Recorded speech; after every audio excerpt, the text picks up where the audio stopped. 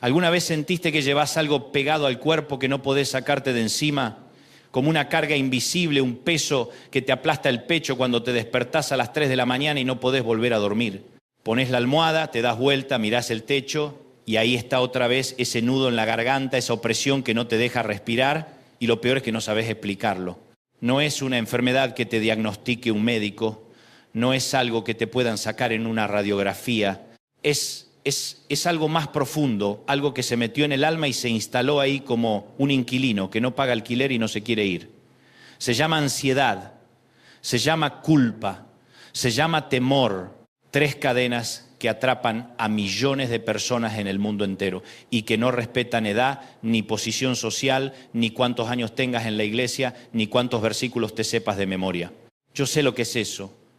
No te hablo desde un púlpito de cristal, no te hablo desde una torre de marfil donde todo es perfecto, te hablo desde la vida real, desde la carne, desde el hueso, porque he tenido mis noches donde la ansiedad me despertaba y yo no sabía qué hacer con mis manos. He cargado culpa por decisiones que tomé y que después no podía deshacer. He sentido temor, un temor que te paraliza, que te hace dudar hasta de tu propio llamado. Y si me estás escuchando hoy y sentís que te estoy describiendo a vos, quédate conmigo, porque hoy el Señor me puso en el corazón un mensaje que va a romper cadenas. Hoy el cielo se va a abrir sobre tu vida y esas 3 ataduras que te tienen prisionero van a caer una por una, en el nombre poderoso de Jesús. ¿Me están siguiendo, sí o no? Mira, antes de entrar de lleno necesito que entiendas algo. La ansiedad, la culpa y el temor no son cadenas que Dios puso en tu vida. No son parte de tu diseño original. Dios no te creó para que vivas atrapado, no te formó para que arrastres tus días como un prisionero. Él te creó para libertad.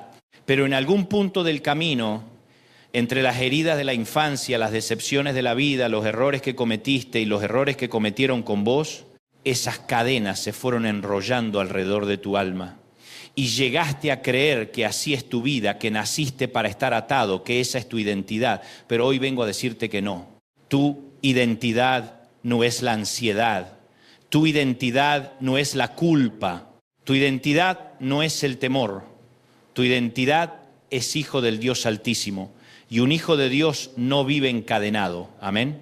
Ahora, si estás disfrutando este mensaje, te invito a que te suscribas a este canal. No solo para que no te pierdas los próximos videos, sino porque juntos estamos formando una comunidad de fe, una familia que ora, que cree, que se apoya.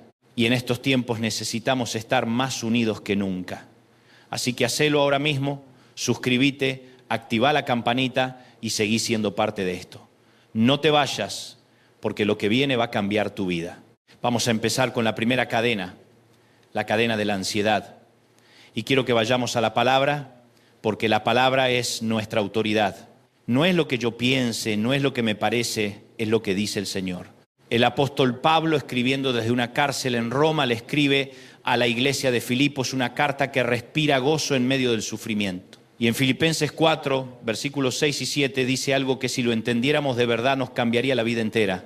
Dice así: por nada estéis afanosos si no sean conocidas vuestras peticiones delante de Dios en toda oración y ruego con acción de gracias. Y la paz de Dios, que sobrepasa todo entendimiento, guardará vuestros corazones y vuestros pensamientos en Cristo Jesús.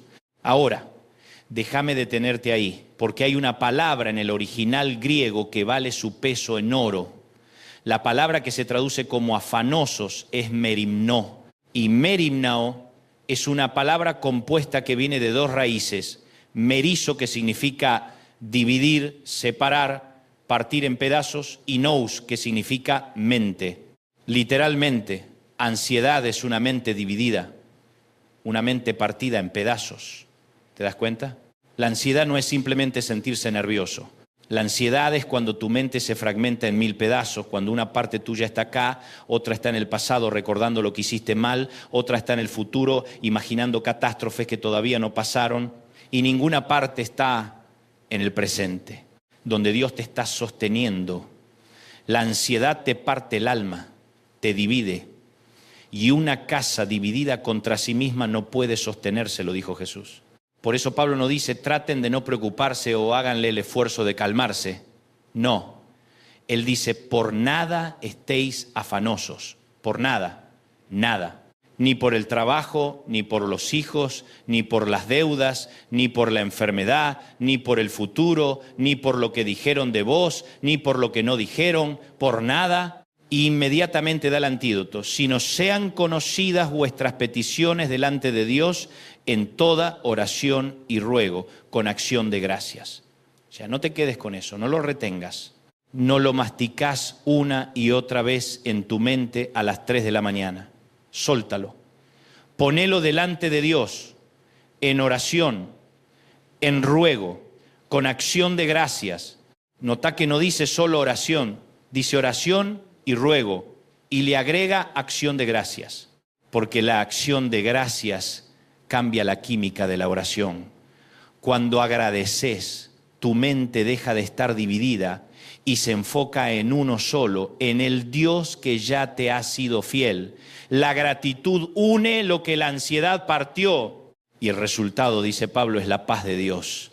Pero nota algo bellísimo: no dice la paz de Dios te dará, dice guardará. La palabra griega es phrourio, que era un término militar que se usaba para describir a una guarnición de soldados que custodiaba una ciudad.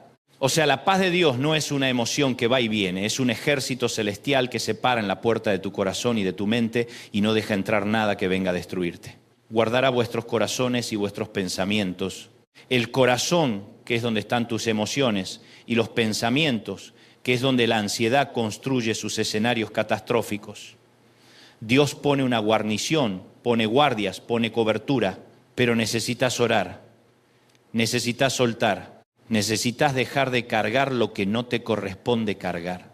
Yo me acuerdo de una época de mi vida donde todo era incertidumbre, tenía que tomar decisiones que afectaban a mi familia, al ministerio, a cientos de personas que dependían de lo que yo hiciera, y yo me pasaba las noches haciéndole el análisis a todo, calculando escenarios, preparándome para lo peor, hasta que un día, agotado, le dije: Señor, yo no puedo más con esto, me voy a volver loco. Y sentí en mi espíritu, claro, como un susurro: nunca te pedí que cargues lo que a mí me corresponde. Tu parte es orar, mi parte es cuidar. Y ahí entendí que la ansiedad no era mi cruz, era mi arrogancia disfrazada de responsabilidad.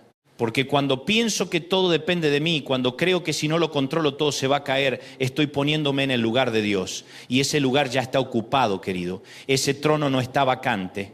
El que se sienta ahí es el Todopoderoso y Él sabe lo que hace. Así que la primera cadena que se rompe hoy es la de la ansiedad. En el nombre de Jesús te levantás de ese lugar de preocupación crónica y le decís al Señor: acá te lo entrego, te lo paso, me rindo. No lo voy a resolver yo, lo vas a resolver vos. Y la paz que sobrepasa todo entendimiento, esa paz que no tiene sentido humano, esa paz que la lógica no explica, se va a instalar en tu vida como una guarnición celestial. ¿Cuántos reciben esta palabra? Díganme amén. Ahora vamos a la segunda cadena, y esta es quizá la más sutil, la más difícil de detectar, porque se disfraza de espiritualidad, se disfraza de sensibilidad. Es la cadena de la culpa. La culpa es un monstruo silencioso. No grita como el temor, no te acelera el corazón como la ansiedad. La culpa es más bien un susurro constante, un recordatorio permanente de que no sos suficiente, de que fallaste, de que pudiste haber hecho mejor, de que lo que pasó es tu culpa. Y la culpa tiene una capacidad extraordinaria de hacerte creer que sos el único que no merece perdón, que tu pecado es el que cruzó la línea, que lo que hiciste es tan grave que ni Dios lo puede borrar. Yo he hablado con gente que lleva décadas cargando culpa. Madres que se culpan por la decisión de un hijo, padres que se culpan por un divorcio, jóvenes que se culpan por algo que pasó en la adolescencia y que ni siquiera fue su responsabilidad, pero se lo cargaron igual. Personas que hicieron algo, sí, algo malo, y hace años que Dios los perdonó, pero ellos se siguen castigando como si el perdón de Dios no fuera suficiente. Y eso es una cadena, porque te tiene prisionero en el pasado, no te deja avanzar. Cada vez que intentás dar un paso adelante, la culpa te jala para atrás y te dice: no te olvides de lo que hiciste, no mereces caminar libre, quédate acá, en este rincón de vergüenza.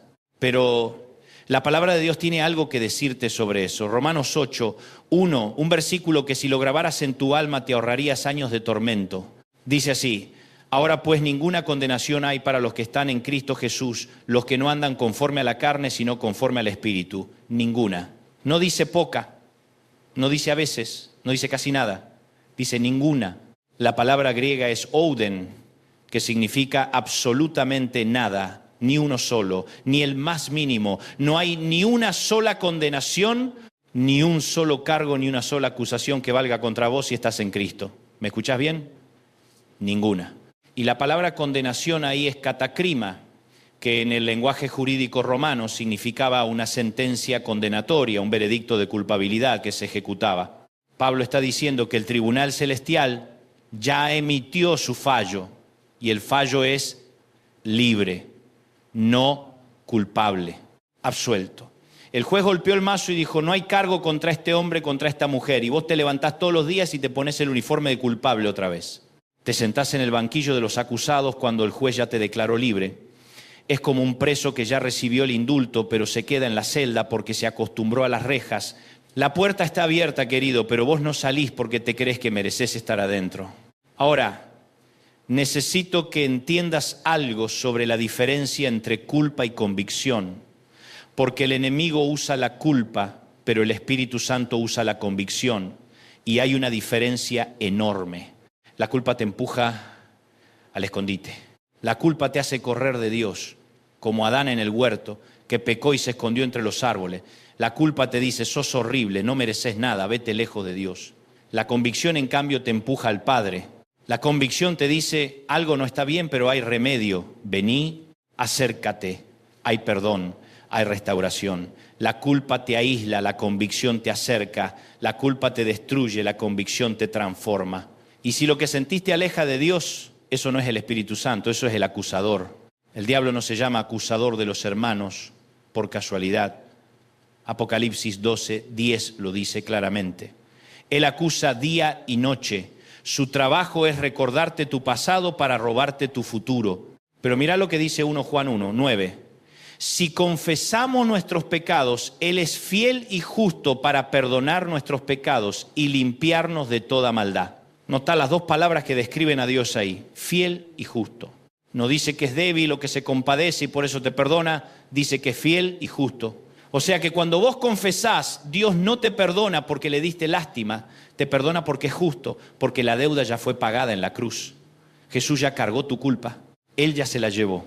En Colosenses 2:13 hasta 14 dice que Dios perdonó todos nuestros pecados y anuló el acta de los decretos que había contra nosotros, que nos era contraria, quitándola de en medio y clavándola en la cruz. Imagínate eso.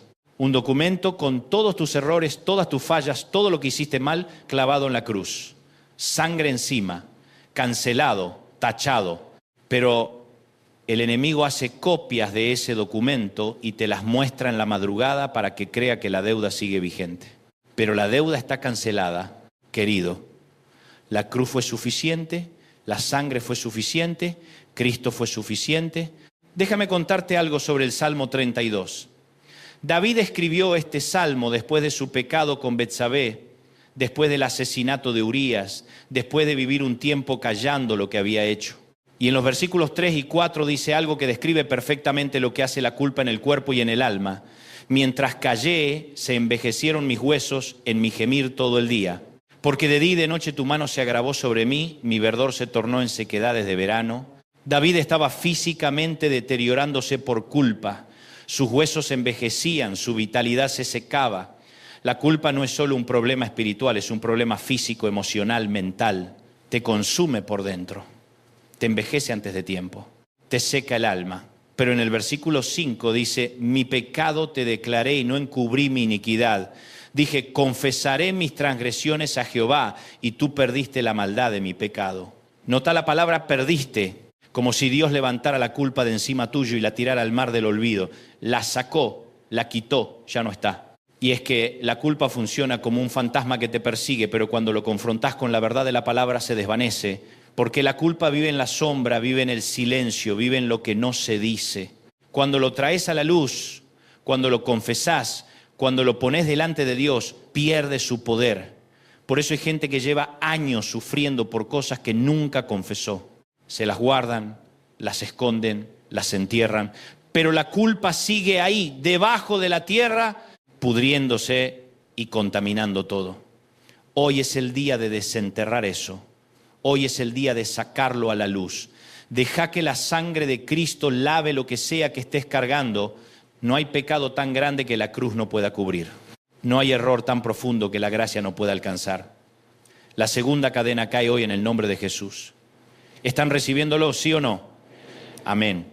Y ahora vamos a la tercera cadena, la cadena del temor. Y esta es quizá la que más gente tiene atrapada, aunque no se dé cuenta. Porque el temor no siempre se ve como temor. A veces se disfraza de prudencia. A veces se disfraza de cuidado. A veces se disfraza de experiencia. Yo no lo hago porque ya sé cómo sale. Yo no me animo porque la última vez salió mal. Yo no confío porque me decepcionaron antes. Todo eso es temor con otro nombre. El temor te roba oportunidades, te roba relaciones, te roba tu llamado, te roba la vida misma. Porque una persona que vive dominada por el temor no vive, sobrevive. Y Dios no te llamó a sobrevivir, te llamó a vivir en abundancia. El apóstol Pablo le escribe a su joven discípulo Timoteo una carta que es prácticamente su testamento espiritual. Timoteo era joven, era tímido, parece que tenía problemas de salud y estaba pastoreando una iglesia difícil en Éfeso. Y Pablo desde la cárcel, sabiendo que le queda poco, le escribe algo que es una bofetada espiritual. Segunda de Timoteo 1, 7, porque no nos ha dado Dios espíritu de cobardía, sino de poder, de amor y de dominio propio. Ahora, la palabra que aquí se traduce como cobardía en el griego es deilia. Y deilia no significa el temor reverente a Dios, que es algo bueno y necesario. Deilia significa cobardía, pusilanimidad, miedo paralizante, ese temor que te hace esconderte cuando deberías avanzar, que te hace callar cuando deberías hablar, que te hace rendirte cuando deberías pelear. Y Pablo dice con claridad absoluta, ese espíritu no viene de Dios. Si lo que sentiste paraliza, te encoge, te hace esconderte y renunciar, eso no es del Padre. El Padre da poder, da amor, da dominio propio. Poder para avanzar, amor para soltar el miedo, dominio propio para gobernar tus emociones en vez de que ellas te gobiernen a vos. Y quiero llevarte al Salmo 34, porque este Salmo tiene un contexto que lo hace aún más poderoso. El subtítulo del Salmo 34 dice que David lo compuso cuando fingió estar loco delante de Abimelec, quien lo echó de su presencia y se fue. Esto se relata en 1 Samuel 21. David estaba huyendo de Saúl, que quería matarlo, y en su desesperación David huyó a Gat, territorio filisteo, al territorio del enemigo. Imagínate la desesperación de un hombre que prefiere meterse en la tierra de sus enemigos que quedarse en la suya. Pero ahí lo reconocen. Los siervos de Aquís, rey de Gat, dicen, ¿no es este David del que cantaban las mujeres diciendo Saúl mató a sus 1000 y David a sus 10.000? Y David se dio cuenta de que estaba en peligro y dice la Biblia que tuvo mucho temor. ¿Y sabes qué hizo? Se hizo pasar por loco. Empezó a hacer marcas en las puertas, a dejar correr saliva por la barba. Se fingió demente para que lo echaran y lo echaron. Y David se fue. Ahora pensá en eso. David, el hombre que mató al león, que mató al oso, que venció a Goliat, estaba tan aterrado que se fingió loco. Ese es el temor en su máxima expresión. El temor te hace comportarte como alguien que no sos. Te hace perder tu identidad. Te hace hacer cosas ridículas para sobrevivir. Pero lo hermoso es lo que David hizo después. No se quedó en el temor. Escribió un salmo. Y en el Salmo 34:4 dice, busqué a Jehová y él me oyó y me libró de todos mis temores. La palabra hebrea que se traduce como temores ahí es megurá, que significa terror, espanto, lo que uno teme. Algunos eruditos señalan que esta palabra transmite la idea de un temor que te agarra el corazón, un miedo que te paraliza porque tu conciencia anticipa lo peor. Y David dice que Dios lo libró de todos. No de algunos, de todos. Cada uno de esos terrores que lo tenían escondido, fingiendo ser otro, Dios los desarmó. Y notá lo que David hizo, busqué a Jehová. No dice que buscó una solución, no dice que buscó una estrategia, no dice que buscó una salida, buscó a Dios. Porque cuando vos buscas a Dios y no a la solución te encuentra a vos. Cuando buscas su rostro y no solo su mano, todo lo demás se acomoda. David aprendió eso en el campo con las ovejas cuando enfrentaba al león y al oso. No aprendió a ser valiente en el palacio, aprendió a ser valiente en el silencio del campo, cuando nadie lo veía, cuando solo estaba él y Dios.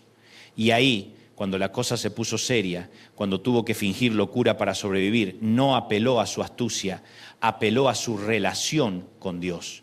Buscó a Jehová y Jehová lo oyó y lo libró de todos sus temores.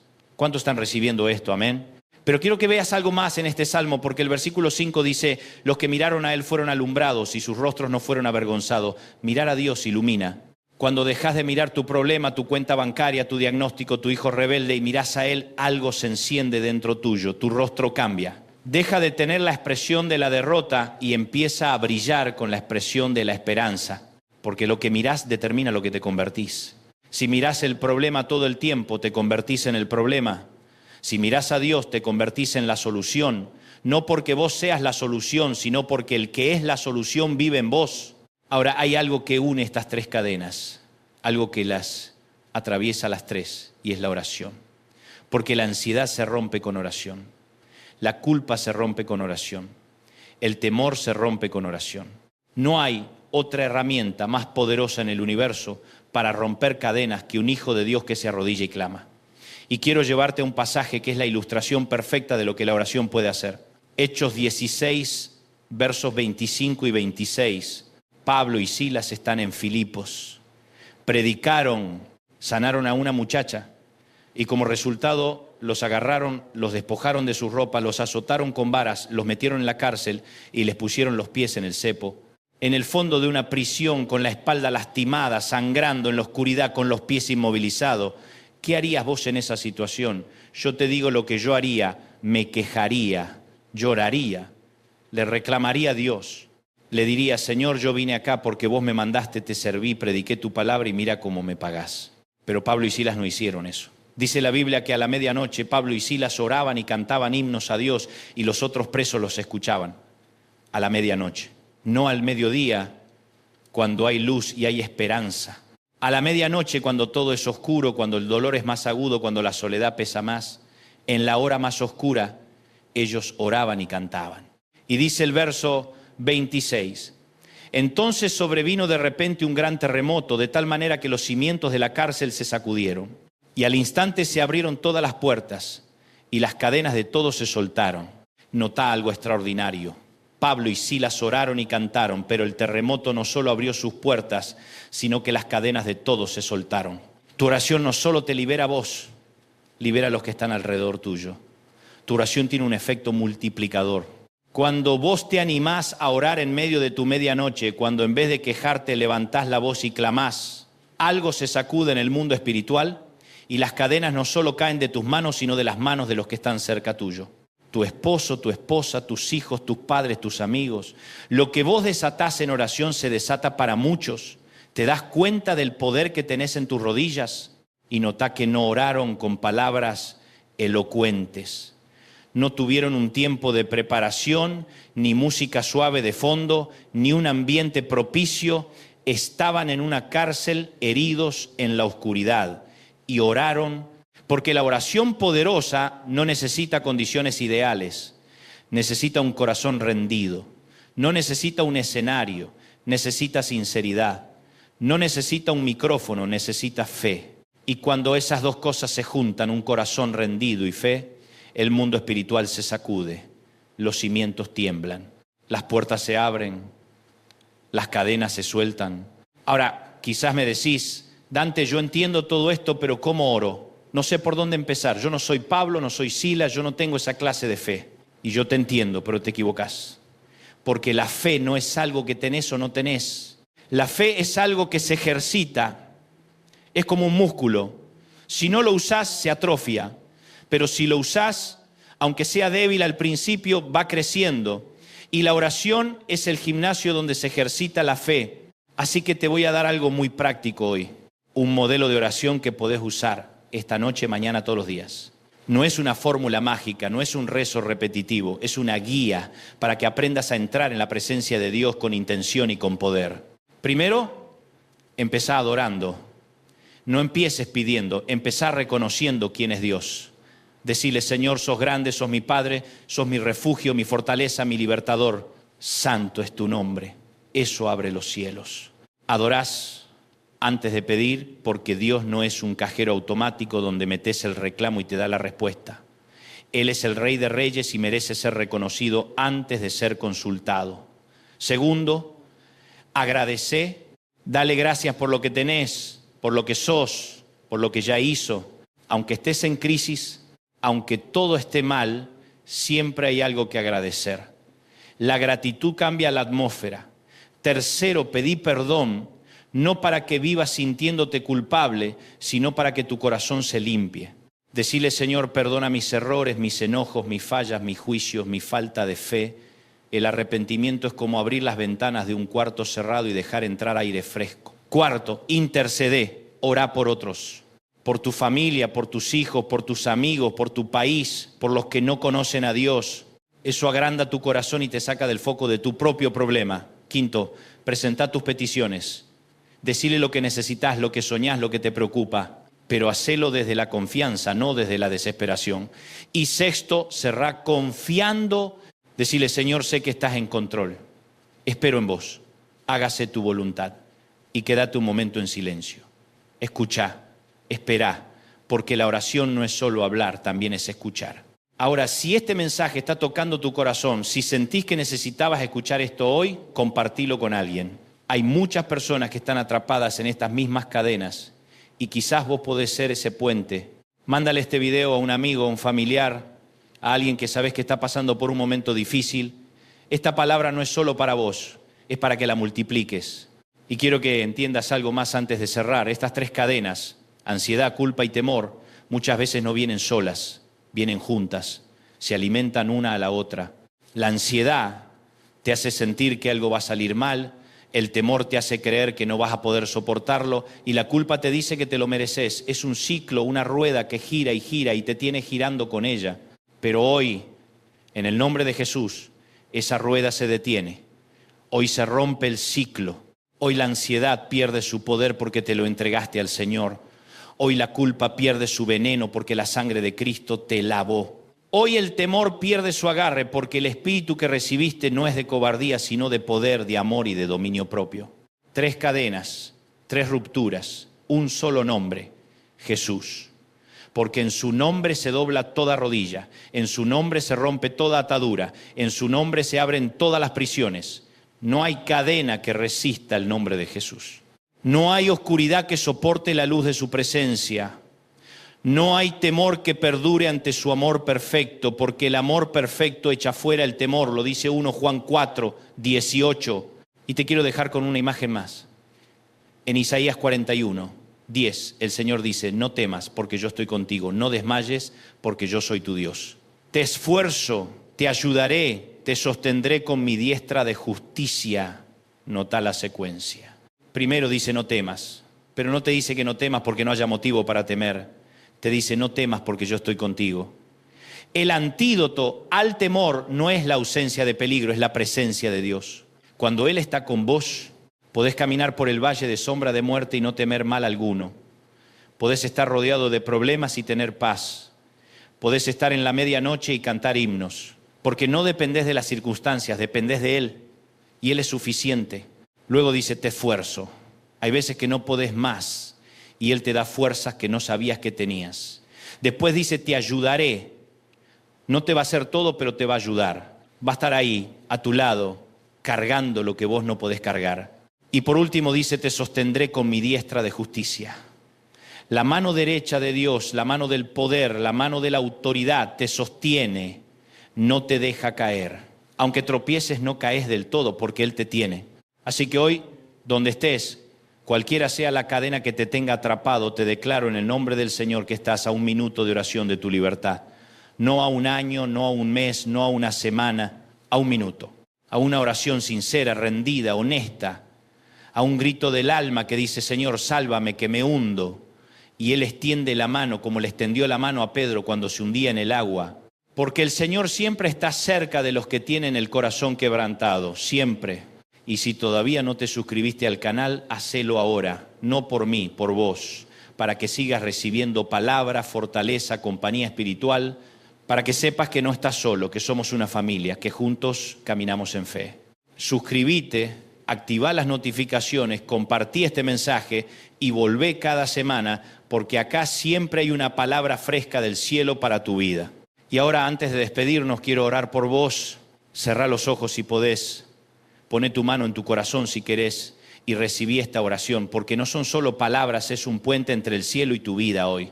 Padre Celestial, te agradecemos por cada persona que está escuchando esta palabra en este momento. Tú conoces su nombre, conoces su historia, conoces el dolor que lleva adentro, conoces la ansiedad que no lo deja dormir, la culpa que no lo deja avanzar, el temor que no lo deja respirar. Y hoy, Padre, en el nombre poderoso de Jesús, vengo a clamar por su libertad, rompo ahora toda cadena de ansiedad. En el nombre de Jesús, declaro que esa mente dividida se une, se restaura, se calma bajo la paz que sobrepasa todo entendimiento.